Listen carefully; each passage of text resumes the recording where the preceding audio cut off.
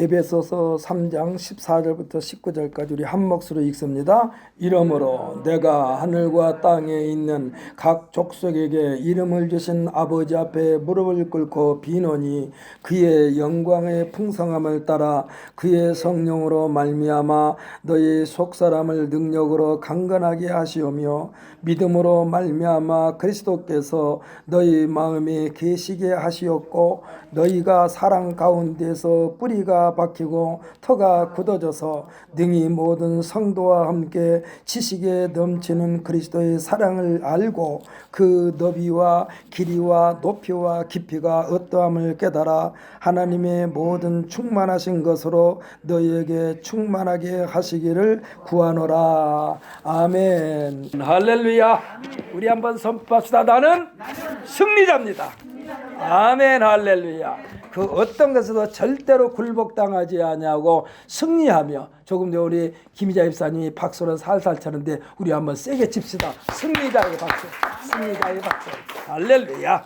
저는 오늘 본 말씀을 가지고 흔들리지 않는 신앙이라는 제목으로 같이 은혜의 시간을 갖기를 원합니다.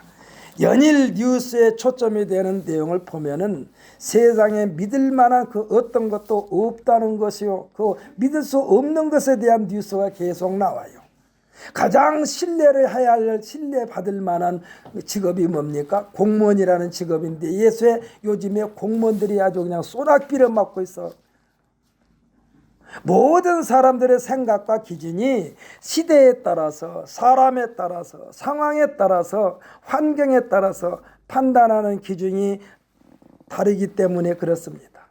깎아내린 듯한 절벽에 수십 년 된 소나무, 어떤 건 100년도 넘는 소나무도 있을 거예요.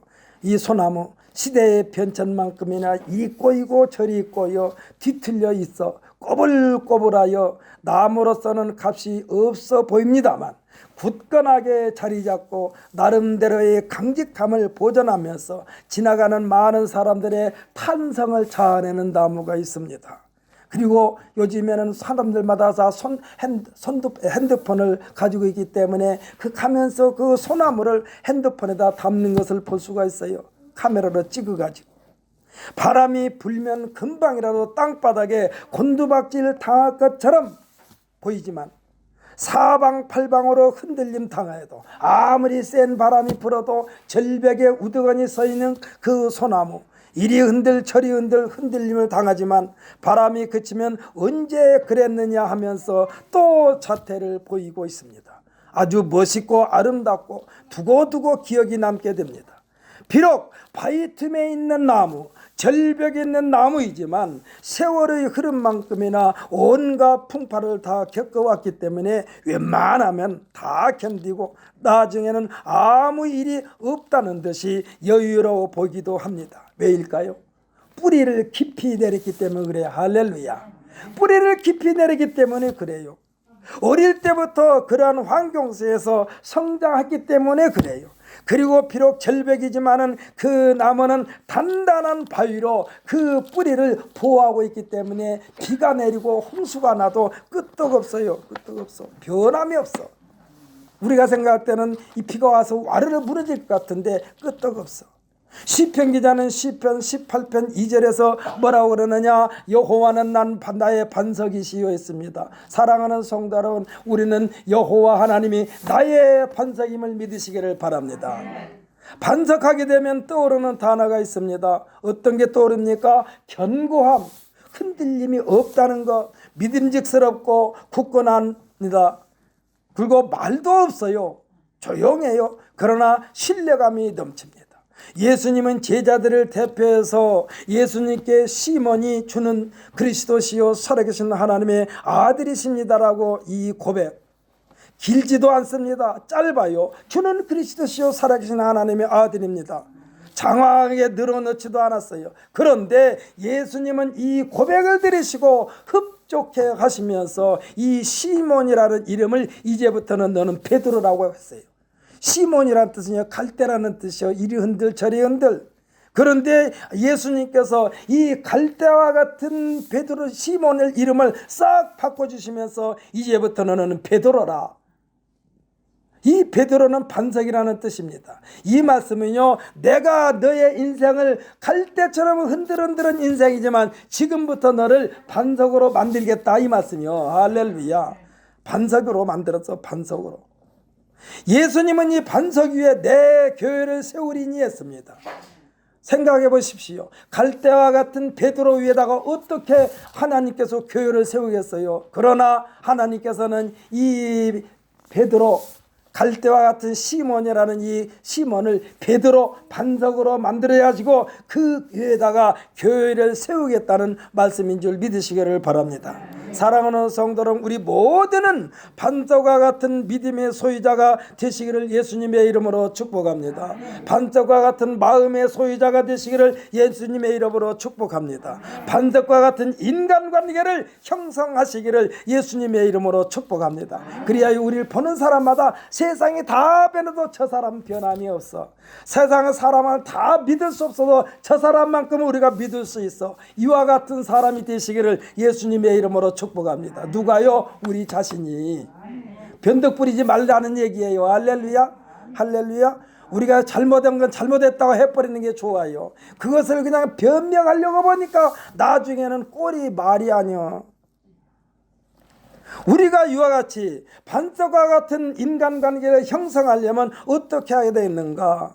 그러려면 어떻게 하면 되겠습니까? 그 답이 오늘 우리가 함께 읽은 본문 말씀이에요. 뭐라고 그랬습니까? 성령으로 말미암아 우리들의 속사람을 능력으로 강건하게 하라고 말씀하고 있습니다. 무엇으로요? 성령으로. 사랑하는 성도 여러분, 성령에 완전히 사로잡힌 받기를 예수님의 이름으로 축복합니다. 성령을 의지한 사람들은요, 절대로 환경에 흔들리지 않아요. 흔들리지 않아요. 그러면서 이 성령으로 사로잡히면서 말씀으로 무장되어야 한다니까. 사랑하는 성도 여러분, 저도요 아파봤어요. 저도 아파요. 아플 때도 있어요. 그런데 그 아픈 것에 나를 빼앗겨 가지고 하나님 앞에 나오는 것을 게으름 핀 적은 제 생각에는 없어. 잠자리라는데 디스크가 걸려가지고 간신히 일어나가지고 교회로 와야 되는데 올 수가 없으니까 제 아내가 저를 부추겨 가지고 교회를 갔어요. 그래서 나서 이제 침을 맞으러 갔는데 침을 맞아도 효과가 없어. 그래서 안 되겠다. 하나님께서 고쳐주시겠지. 그러면서 아주 허리에다 미리 힘을 썼어. 미리 허리에다 힘을 쓰고 움직이고, 힘을 쓰고 제가 가게를 했기 때문에 샷다를 올리고, 힘을 쓰고, 미리 힘을 쓰고, 시골에서 지게를 지게 되면요, 미리 힘을 쓰고 지게를 짊어지는 거예요. 힘 없이 그냥 가만히 있다가 금방 일어나진다고 일어나는 게 아니에요. 미리 힘을 딱 허리다 힘을 주고 이렇게 슬그머니 일어나서 지게를 지고 그 다음에 떠벅떠벅 걸어가는 것이 우리들의 삶이었어요. 그래서 그것이 생각나가지고 그냥 침도 몇 번 맞아봤는데 아무 효과가 없어가지고 그냥 샷다를 올리고 그러고 또 힘을 주고 교회를 가고 그렇게 해가지고 신앙생활을 쭉 했습니다마는 왜 제가 이런 말씀을 드리느냐? 성령으로 말미암아 할렐루야. 우리의 속사람을 능력으로 강건하게 하라. 이 성령의 능력을 의지하라는 얘기예요. 성령의 능력은 하나님의 능력이라니까. 그래가지고 저는 지금 아무렇지도 않아요. 그래서 지금도 뭐 허리에다가 미리 힘주는 버릇이 아주 생겼어. 그래서 키가 조그만해도 제가 힘이 제법 세요. 힘이 세. 제 아내는요, 저더러 맨날 무거운 거 들어가지고 등이 휘었다고 그러네. 저는 어렸을 때부터 등이 좀 휘었어요. 그래가지고 동네 어른들이 그랬어. 이 조그마한 게 허리를 구부정을 걷냐? 그랬어. 그래서 그것을 제가 의식해가지고 또 뒤로 제끼면서 이렇게 한번 걸어봤더니 굉장히 모양새가 안 좋더라고. 그냥 자연스럽게 걸으려고. 그러니까 성령으로 말미암아 우리들의 속사람을 능력으로 강건하게 하라. 사랑하는 성도 여러분, 이 한 시간에 예배에 참석한 우리 모든 성도들은 성령으로 말미암아 우리의 속사람을 능력으로 강건하게 하시기를 예수님의 이름으로 축복합니다. 이 성령의 능력을 의지하라는 얘기예요. 하나님의 능력을 의지하라는 얘기요. 못한다 안 한다 할 수 없다가 아니요. 이까지 끝쯤에 하고 이기자고요. 할렐루야. 그래야만이 하나님께서 우리를 통해서 역사하신다니까.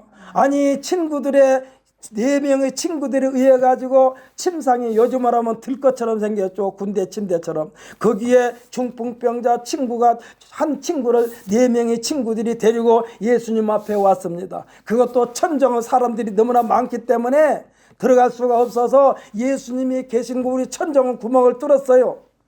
네 명의 친구가 천정의 구멍을 뚫었어. 그리고 거기에서 침상을 내렸어요. 침상을 내리는 거 한 사람 내린 것도 아니고 네 귀퉁이를 끈을 매가지고 으쌰 으쌰 으쌰 하면서 이 잘못하면 친구가 침상에서 떨어지니까 천정에서부터 그 친구를 예수님 앞에까지 내렸어요. 그러는데 예수님께서 뭐라고 그랬느냐? 이 네 명의 친구의 믿음을 보시고 뭐라고 그랬느냐? 소자야 내가 죄사함을 받았느니라 그랬어요. 죄사함을 받았느니라 그러니까 옆에 있던 서기관과 바리새인들이 아니 죄에 대하여는 하나님께만이 논할 수 있는데 어찌하여 이 예수라고 하는 사람이 감히 죄에 대하여 사했다고 말할 수가 있겠는가? 신성모독이로다 라고 말했을 때 그런 마음을 가지고 있을 때에 예수님께서 그들에게 말합니다. 그러면 일어나서 침상을 가지고 가라 소리가 쉽겠느냐? 네 죄사함을 받았느냐가 쉽겠느냐 라고 하면서 이제 네 죄사함을 받았으니 예수님께서 말씀하십니다. 내 침상을 들고 가라고 그랬어요. 아니 조금 전에 네 명의 친구들에게 이 들려왔던 이 사람한테 침상을 들고 나가라면 어떻게 일어나서 갈 수가 있겠습니까? 아니 내가 어떻게 걸어가라고 지금 예수님은 나더러 침상을 들고 가라고 그럽니까? 이렇게 반문하지 않았어요. 죄사함을 받았느니라 성령으로 말미암아 죄사함이 받아졌고 할렐루야. 이제 그에게 말합니다. 내 침상을 들고 걸어가라고 했을 때에 그 자리에서 벌떡 일어나 침상을 들고 걸어가는 모습이 성경에 기록되어 있는데 이것이 옛날 이야기가 아니고 지금도 믿는 자들을 통하여 역사하시는 하나님의 능력인 줄 믿으시기를 바랍니다. 사랑하는 성도 여러분, 아프죠? 아픈 것을 기억하지 말고 치료하시는 하나님을 생각하면서 힘있게 걷자고요. 힘있게 걸어야지 기적이 일어나지. 아니 버리라고 그랬는데 일어나라 걸으라고 하는데 걷지 않으면 기적의 체험자가 아니라니까. 그래서 이 네 명의 친구에게 침상에 왔던 그 사람은 예수님 앞에서 벌떡 일어나서 이 기적의 주인공이 된 줄 믿으시기를 바랍니다. 예수님은요 내 믿음대로 될지어다 그랬어요. 여러분들 믿음이 연약하게 하지 마세요. 하나님은 시시한 하나님이 아니요 죽은 자를 살리신 하나님이요. 그러므로 하나님의 능력을 믿고 하나님 저 일어납니다. 하나님 저 걷습니다 하고서 여러분은 매사에 자신감이 넘치는 삶을 사시기를 예수님의 이름으로 축복합니다. 속사람을 능력으로 강건하게 하라고 그랬다니까. 그리고 믿음으로 말미암아 그리스도께서 우리들의 마음에 계시게 하라고 그랬어요. 이 말씀은 뭐냐? 하나님의 능력이 우리 안에 계속해서 있게 하라는 말씀인 줄 믿으시기를 바랍니다. 그러려면 어떻게 해야 되겠어요? 하나님의 말씀으로 채우고 할렐루야 성령으로 채우고 계속해서 채워야 된다니까. 계속해서 채워야 돼요. 얼마 정도 채우고 그 다음에는 놔두면 안 돼요. 우리는 계속해서 말씀으로 채우고 성령으로 채우시기를 예수님의 이름으로 축복합니다. 그러면서 사랑 가운데 뿌리가 밝히고 터가 굳어지게 하라고 그랬어요.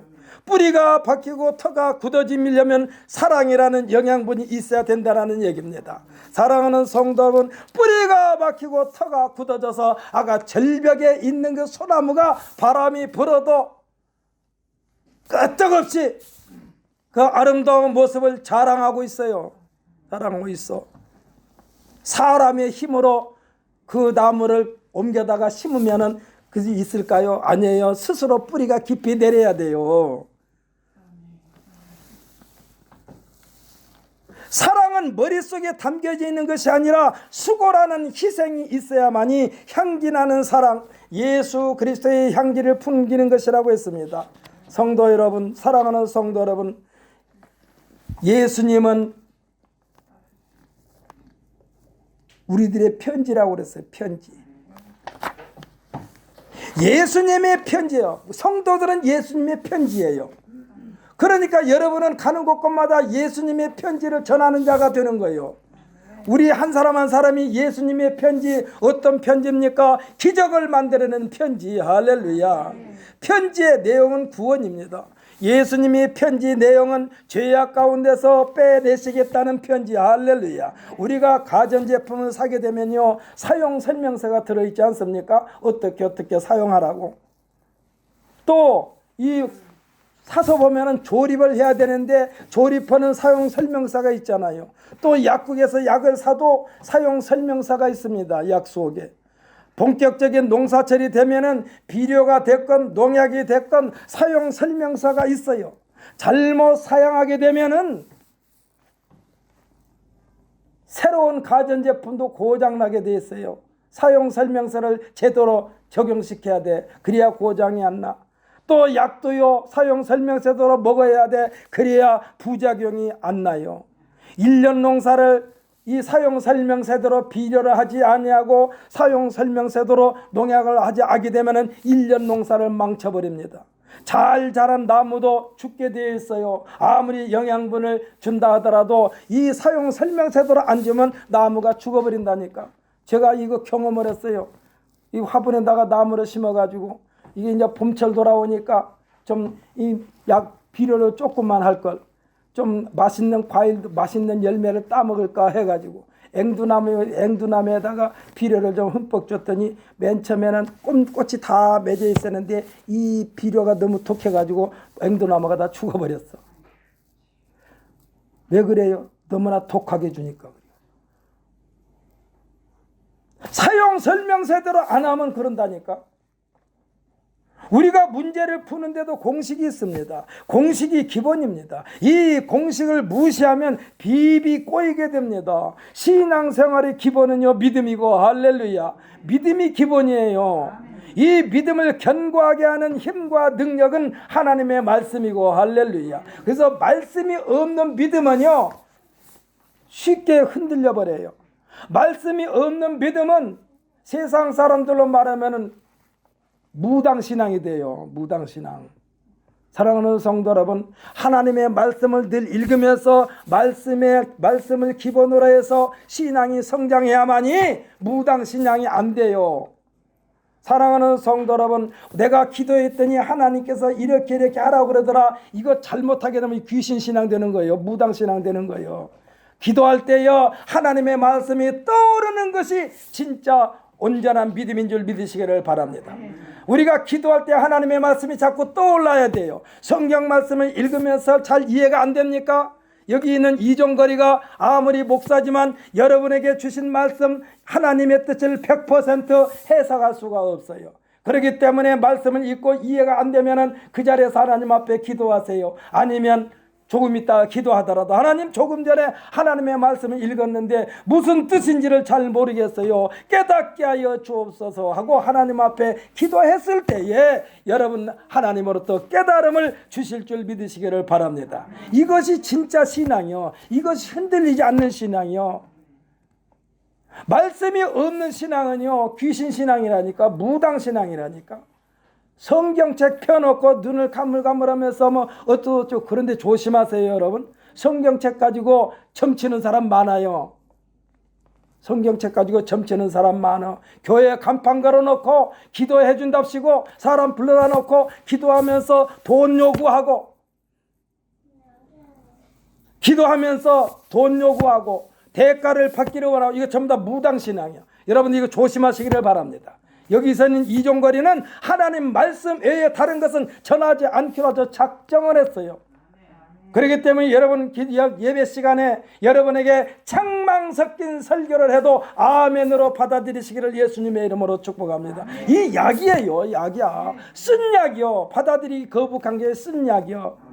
저 어렸을 때는요, 지금이야 이 입맛 없으면 병원에 가서 주사 맞기도 하고 약국에서 약을 사 먹기도 하는데, 저 어렸을 때에 입맛 없으면 아주 쓰기로 소문난 육모초를 쪄가지고 그거를 줘요. 한 잔 마시라고. 한 대 주십시오. 어머니가. 아주 써서 못 먹겠는데 그래도 먹으라고 하니까 먹어야 돼. 그러고 나서 뭐를 줍니까? 식어서 1년에 한 번씩 만드는 조청이 있어요. 조청. 한 숟갈 푹 떠서 그거 조청 한 숟갈 먹기 위해서 그 쓴 입모초를 먹어요. 근데 먹기 싫어도 먹어야 돼. 왜? 어머니가 주는 거니까. 왜? 지금 입맛이 없어서 주는 거니까. 육모초보다 조금 약한 게 쑥인데 쑥도 역시 아주 써서 못 먹어. 그런데 그것을 봄에면 꼭 봄철에 봄철 탄다고 그러죠. 우리가 철 탄다고 그래. 봄철 탄다고. 그때는 쑥을 찧어가지고서 나오는 아주 보기는 아주 초록색 참 좋은데 초록색이 지나다 보니까 검정색으로 보일 만큼 그거를 그냥 한 대접 마시고 그 다음에 조청 한 숟갈 먹고 나면은 그냥 그대로 입맛이 돌아오는 건지 하여튼 그렇게 해서 지금까지 살아왔어요.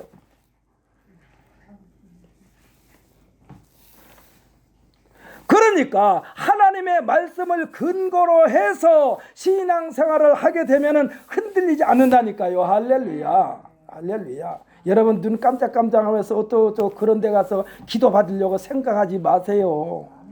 기도는요, 하나님이 나에 대해서 하나님이 알기 때문에 하나님 제가 지금 이러이런 어려운 일이 있습니다. 주여 도와주옵소서 하고 하나님 앞에 기도하고. 여러분의 담임 목사가 누굽니까? 우리 박건옥 집사님한테 물어봤는데 집사님이 선교인의 교회 담임 목사가 누굽니까? 예? 이종걸 목사죠. 기도를 필요하시면 이종걸 목사한테 전화해가지고 목사님 제가 이 어려운 일이 있는데 목사님 저 기도해 주세요. 이렇게 부탁하시기를 예수님의 이름으로 부탁을 드립니다. 그래야만이 내가 또 그걸 구체적으로 기도를 하는 거예요. 집사님이 그런 말 하는 줄 새벽마다 기도를 합니다. 새벽마다 기도해 우리 교회 성도님들 하나하나 이름 들춰나가면서. 그러지만 여러분들이 어려움이 있을 때 여러분 스스로 혼자 힘으로 하지 말고 저한테 전화를 주셔가지고 목사님 제가 지금 이러이런 어려운데 제가 지금 굉장히 힘듭니다. 저도 기도하겠지만 목사님께서 기도를 도와주시면 참 좋겠습니다라고 했을 때에 제가 기도를 해드린다 이 말씀이요. 어디 가서 간판 걸어놓고 뭐 기도 받아. 여러분 어디 가서 기도 받는데 머리 디밀지 마세요. 잘못하면 귀신 씌우는 거요.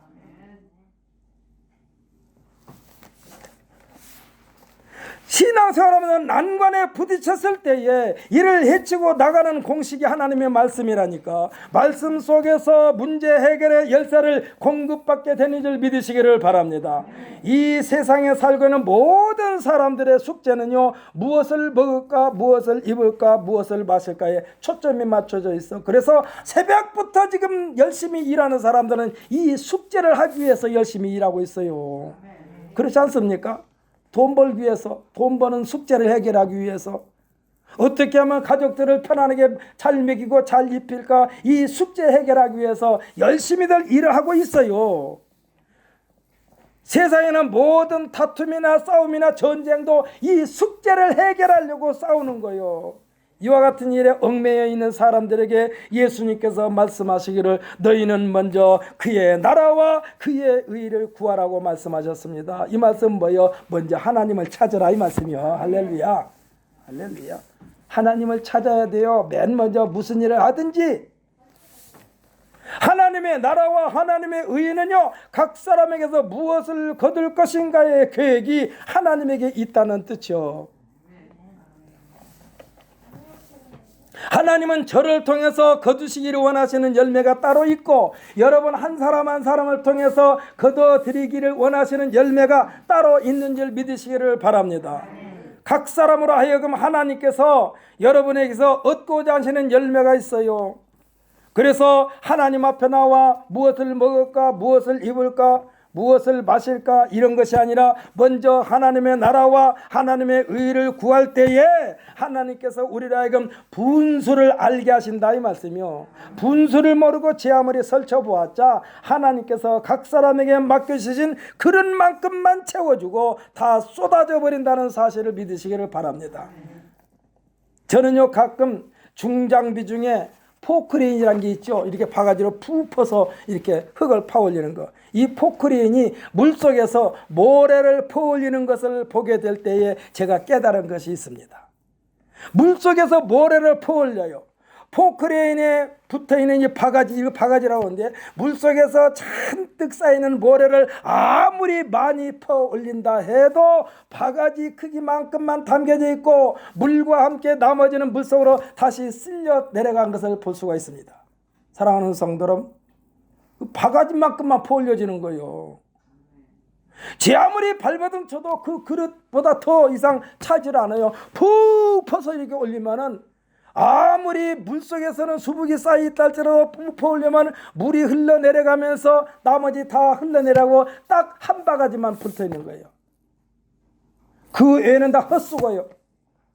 사랑하는 성도 여러분, 예수님께서 너희는 먼저 그의 나라와 그의 의를 구하라 하신 것은 하나님 앞에서 나 자신에 대하여 냉정하게 판단하라는 것이요, 분수를 알라는 얘기예요. 그래야만이 오늘 본문 19절에서 언급한 내용, 그 너비와 깊이와 높이와 깊이가 어떠한가를 입체적으로 알게 된다고 그랬다니까. 너비와 길이와 높이와 깊이가, 그러면서 하나님께서 우리에게 용납해 주신 최대치를 우리 스스로 최선을 다하여 준비된 그릇대로 충만하게 채울 수 있도록 하나님께 구하라는 것입니다.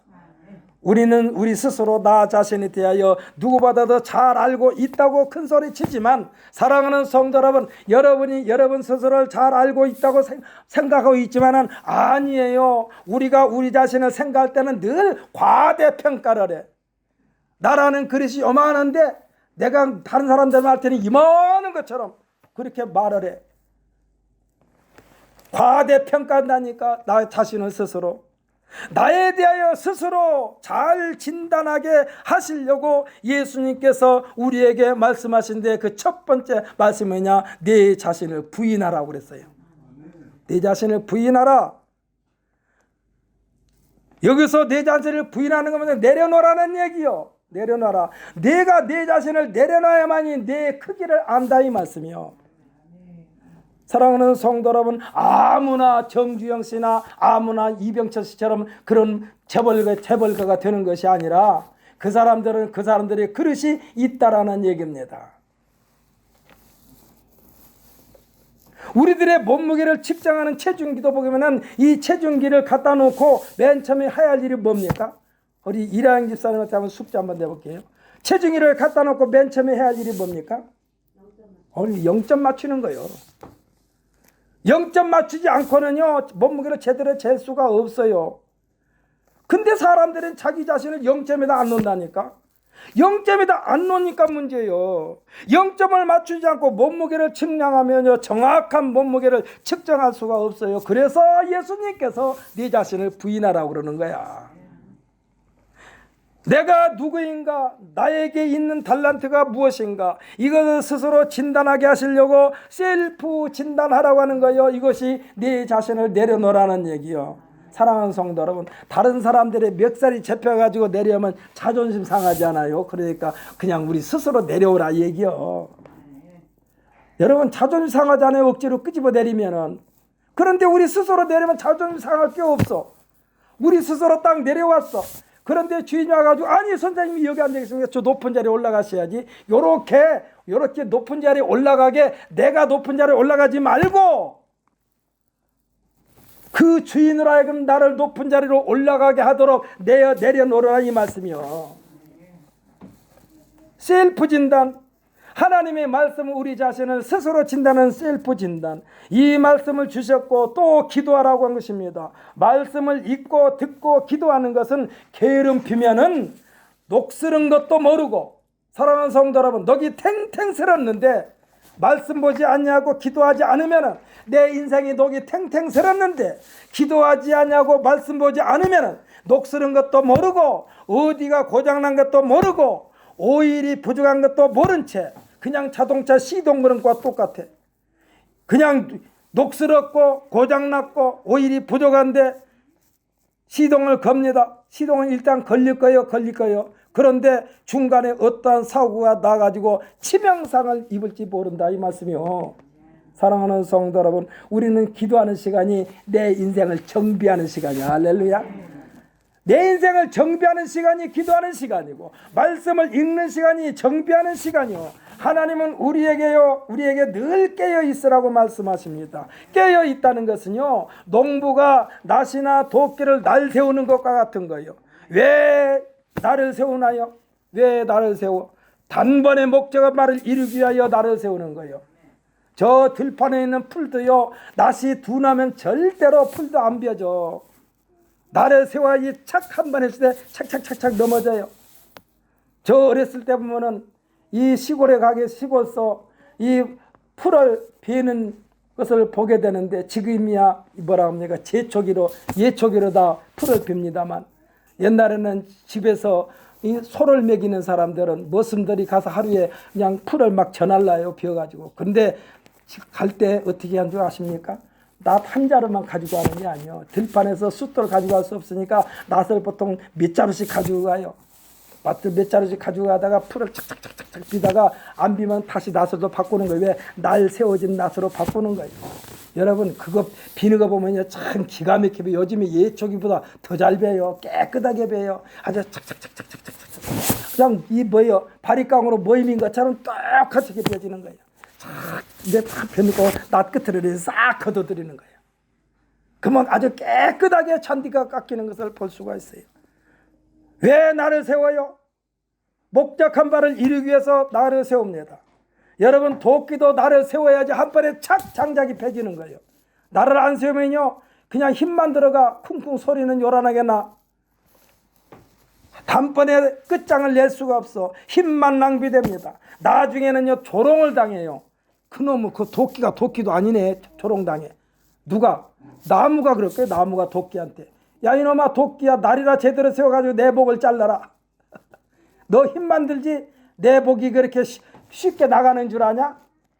제대로 나를 세워서 나를 치라 이것들이요. 도끼도 나를 세우고 낫도 나를 세워야만이 단번에 착착착착 베어지고 잘라진다니까. 조롱당하는 거예요. 조롱당하는 것은요 10계명 중에 제3계명 여호와 이름을 망령되게 하지 말라 똑같아요. 사랑하는 성도 여러분 우리의 믿음이 선찮으면은 하나님의 이름을 망령되게 한다니까. 여러분 우리가 조롱당하는 것은요 왜 믿는 사람이 저 모양이야, 왜 교회 다니는 사람이 저 모양이야, 예수 믿는다고 하면서 왜 저 모양이야, 이것은요 하나님의 이름을 망령되게 일컫는 거예요. 여러분 그러므로 우리의 믿음을요 단단히 준비해서 실행하시기를 예수님의 이름으로 축복합니다. 나를 단단히 갈아서 들판에 나가야 한다니까. 나를 잘 세워서 들판에 나가야 한다니까. 사랑하는 성도 여러분 법정용어 가운데에 묵비권이라는 것도 있습니다. 이 묵비권이 때로는요 자신을 지키는 수단도 됩니다. 이 묵비권도 알아야만이 주장할 수 있어요. 묵비권도 최대한의 무기입니다. 왜? 묵비권이라는 게 뭔지를 모르는 사람들은 그냥 묵묵부답이지만 다 내가 대답을 할 수 있지만 말을 안 한 거예요. 왜? 내가 말을 잘못함으로써 나 스스로 더 구렁텅이에 빠질 수 있으니까 말을 안 해버리는 거예요. 성경의 야고보서 3장 2절에서 우리가 다 실수가 많으니 만일 말에 실수가 없는 자라면 곧 온전한 사람이라고 그랬어요. 사랑하는 성도 여러분, 그러니까 묵비권은요 흔히 하는 말로 가만히 있으면 중간이라도 가지 이런 말 우리가 할 때 있잖아요. 왜 쓸데없이 말해가지고 낭패를 당하냐 말이야. 가만히 있으면 중간이라도 갈 텐데. 사랑하는 성, 그러니까요 우리가 말을 됐었으면 말은 뭐 해야 맛이 난다고 음식은 씹어야 맛이 난다고 하지만 우리들의 말을 조심조심, 여기서 말은 조심조심 뭐냐, 확실할 때 말을 하라는 얘기야. 할렐루야. 자신감이 넘칠 때 말하라는 얘기예요. 야고보서 3장 5절로 6절을 보게 되면 이와 같이 혀도 작은 지체로서 큰 것을 자랑하로다. 보라 얼마나 작은 불이 얼마나 많은 나무를 태우는가. 혀는 곧 불이요 불의의 세계라. 우리 지체 중에서 온몸을 더럽히고 삶의 수레바퀴를 불사르나니 그 사르는 것이 지옥불에서 나느니라. 사랑하는 사람, 우리가 말 한마디 잘못하면 지옥불에 떨어진다니까. 그러니까 우리가 말을 들수는 많이 하지 마시고 신중에 신중을 기해서 말하고, 먼저 그 말을, 제가 양정희 집사한테 하고 싶은 말도 제가 양정희 집사한테 말하기 전에 먼저 내가 나 자신에게 말하는 거예요. 그래가지고 내가 그 말을 은혜스럽게 받아들일 수 있는 말인가, 아니면은 기분 나쁜 말인가, 먼저 나 자신에게 말해보고 그것이 은혜스러운 말이라면 상대방에 하라는 얘기야. 할렐루야. 아니 흔히하는 말로 남자들 요즘에는 남자나 여자나 다 똑같이 직장생활을 합니다만은 남편이 수입이 작다고 아니 수고했다라고 그러고 얼마나 수고했냐고 그러면 얼마나 좋아, 주먹을 불끈불끈 쥐고 일할 텐데 월급이나 그냥 쥐꼬리만큼 받아가지고 큰 소리 친다고 그러면 남편이 길을 꺾는 거요. 남편이 길을 꺾는 거요. 아무리 적은 돈이지만은 땀 흘려서 벌어온 돈이니까 아껴 쓰고 전략하여 남편의 그 수고가 헛되지 않게 하는 그러한 아내의 역할을 해야지. 월급이나 많아 쥐꼬리만큼 받아와가지고 이걸로 어떻게 살으라고 이것만 갖다 내미냐고 그렇게 책망하지 말자고요. 할렐루야.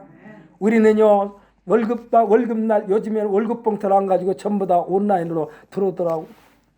근데 월급 받는데 띵똥하고 이 핸드폰에서 돈 들어오는 게 편하면은 오늘은 우리 남편한테 칭찬을 해야 되겠다. 평상시보다 하다못해 달걀이라도 하나 더 삶아 넣어줬다가 수고했다고 하면서 그런 마음으로 남편에게 용기를 주는, 또 아내에게 용기를 주는 우리 모두가 되어야만 될 줄 분명히 믿습니다. 우리의 이 말이 그만큼 중요해요. 8절에서는 오늘 이 야고보서 3장 8절에서는 뭐라고 하느냐. 혀는 능히 길들일 사람이 없나니 쉬지 아니하는 악이요 죽이는 독이 가득한 것이라고 그랬어. 그러니까 우리 입에서 나오는 말이 아주 그냥 독이 가득할 수가 있어. 칼에 찔리는 상처는요 치료가 되지만 말로 마음의 상처를 입히게 되면은 죽을 때까지 살아있는 동안에 그 상처가 치료되지 않는다는 말입니다. 그래서 우리가 말이 그만큼 중요해요. 그러니 우리들이 혀를 어떻게 길들여야 되겠습니까?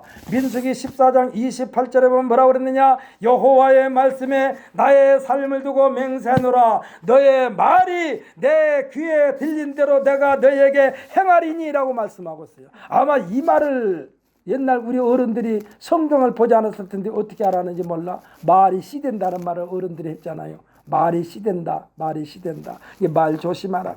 근데 성경에서 이런 말씀이 있다니까. 여호와의 말씀에 나의 삶을 두고 맹세하노니 너희 말이 내 귀에 들린 대로 내가 너에게 행하리니 했어요.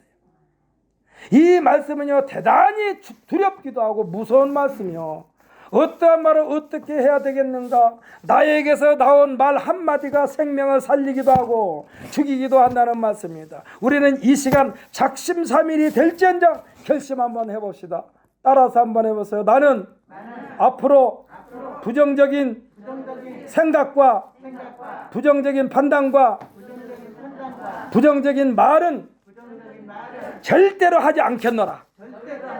아멘. 반대로 또 합니다. 나는 언제나 긍정적인 생각과 긍정적인 판단과 긍정적인 말만 하겠노라. 아멘. 할렐루야. 잘한다 칭찬하는 말. 아니 고래도 칭찬하면 춤을 춘다는데 잘한다 할 수 있다 하면 된다 이렇게 하지. 나는 못해.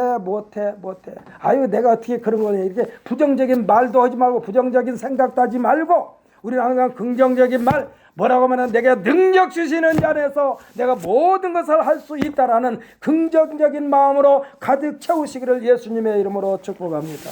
하나님의 말씀에 근거한 굳건한 믿음의 소유자, 여기에 예수 그리스도 안에서 하나님으로부터 보장받는 구원의 확신이 희미해지지 않기 위하여 우리는 날마다 말씀을 통한 셀프 진단을 게을리하지 마시기를 예수님의 이름으로 축복합니다.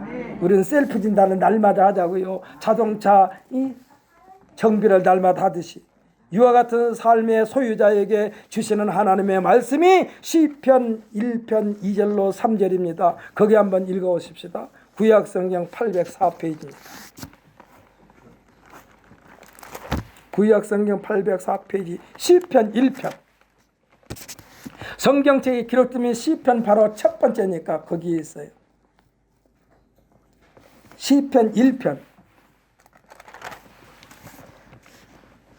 2절로 3절입니다. 2절로 3절 함께 읽습니다. 오직 여호와의 율법을 즐거워하여 그의 율법을 주야로 묵상하는도다. 그는 시냇가에 심은 나무가 철을 따라 열매를 맺으며 그 잎사이가 마르지 아니함 같으니 그가 하는 모든 일이 다 형통하리로다. 아멘. 할렐루야. 형통하리로다. 거침이 없게 하신다. 참 하나님께서 기뻐하시는 일만 하게 되니까 형통할 수밖에 없어요. 왜? 하나님의 말씀을 주야로 묵상하니까 하나님께서 인상 쓰실 일은 말 안 하는 거예요. 생각도 안 하는 거예요. 그러니까 하나님께서 기뻐하시는 일이 무엇인가? 하나님 성경에 기록된 대로 사는 것이 하나님께서 기뻐하시는 일이에요. 그러니까 그의 인생은 형통할 수밖에 없다 이 말씀이요. 할렐루야. 예수님께서 친히 마태복음 7장 24절 25절에 보면 누구든지 나의 이 말을 듣고 행하는 자는 그 집을 반석 위에 지은 지혜로운 사람 같으리니 비가 내리고 창수가 나고 바람이 불어 그 집에 부딪히되 무너지지 아니하나니 이는 주철을 반석에 넣은 까닭이요라고 했습니다. 아까 제가 말씀드렸죠. 절벽에 있는 소나무 아주 참 마르르 땅바닥에 곤두박질 당할 것 같은데 비가 내리고 창소가 나고 바람이 불어도 끄떡없이 수십 년 수백 년을 굳건하게 그 자태를 자랑하고 있어요. 사랑하는 성도 여러분, 우리 스스로의 힘으로는 하나님으로부터 주어진 에덴을 지킬 수가 없어요. 왜? 우리네 눈에 보이고 귀에 들리고 손에 잡히는 환경과 현실에 의지가 약하여 그만 넘어지고 자빠질 수밖에 없는 존재이기 때문에 그래요. 이 모든 것에서 우리를 온전히 보장해 주시려고 예수님께서 우리에게 오신 것을 믿으시기를 바랍니다. 그래서 예수님께서 내 안에 거하라고 그러는 거예요. 예수 안에 거해야만이 우리가 힘들지 않고 하나님의 보호를 받는다니까. 성경에서 뭐라고 그랬습니까? 예수 그리스도 안에서 하나님의 사랑에 끊을 자가 없다라고 그랬다니까. 할렐루야. 그래서 누구든지 예수 그리스도 안에 있으면 새로운 피조물이라 이전 것은 지나갔으니 보라 새 것이 되었도다. 이 말씀만 굳게 믿고 예수 그리스도 안에만 있게 되면 흔들리지 않는 굳건한 믿음의 소유자가 될 줄 믿으시기를 예수님의 이름으로 축복합니다. 이 한 시간에 기도합시다.